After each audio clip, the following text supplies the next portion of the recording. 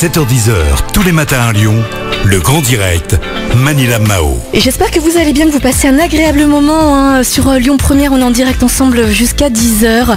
Ce matin, j'ai le plaisir de recevoir au micro de Lyon Première Yann Botrel, qui est élu à la ville de Charly. Yann, bonjour, bienvenue. Bonjour Manila. Bonjour.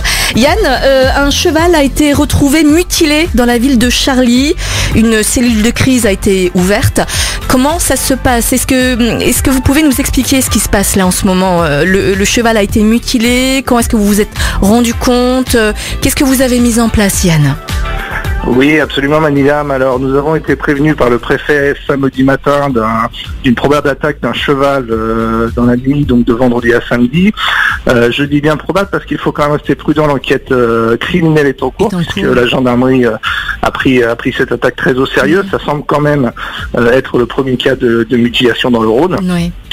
Et donc le maire de Charly, Olivier Arrojo, a rapidement mis en place une cellule de crise parce que nous prenons le sujet très au sérieux et nous avons voulu donner les moyens pour protéger et les chevaux et les propriétaires qui sont forcément très inquiets. Bien sûr. Alors l'animal a été retrouvé dans la nuit de vendredi à samedi mutilé.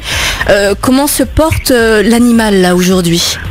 Alors heureusement le cheval va très bien, il a eu une plaie d'environ 4 cm au niveau de la mâchoire, il a pu être suturé assez rapidement par un vétérinaire et du coup il est hors de danger, mais bon bien sûr il y a beaucoup d'émotions au niveau des propriétaires. C'est un cheval qui est dans une propriété équestre et il y a beaucoup de chevaux et beaucoup de propriétaires sur Charly.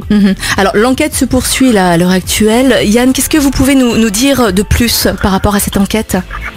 Alors on est toujours abasourdi par ce genre d'actes et on sait bien qu'aujourd'hui il y a beaucoup d'actes de mutilation dans toute la France, voire même dans des pays étrangers. Et bien sûr on se pose beaucoup de questions, ça peut être des actes isolés, ça peut être des actes sectaires, mais aujourd'hui malheureusement on a très peu d'éléments et c'est vraiment l'incompréhension. Bien sûr. Est-ce que vous avez peut-être des conseils à donner aux propriétaires de chevaux, d'animaux peut-être qui sont dans la région et qui ont peut-être peur, je sais pas, Yann? Oui, bien sûr. Alors, bien sûr, on appelle à la vigilance. Il faut savoir que les forces de gendarmerie sont vraiment mobilisées. On a multiplié les patrouilles à la fois, alors sur Charly de la police municipale, mais les pelotons de gendarmerie sont très actifs. Ils ont fait appel aussi à des réservistes pour renforcer les patrouilles.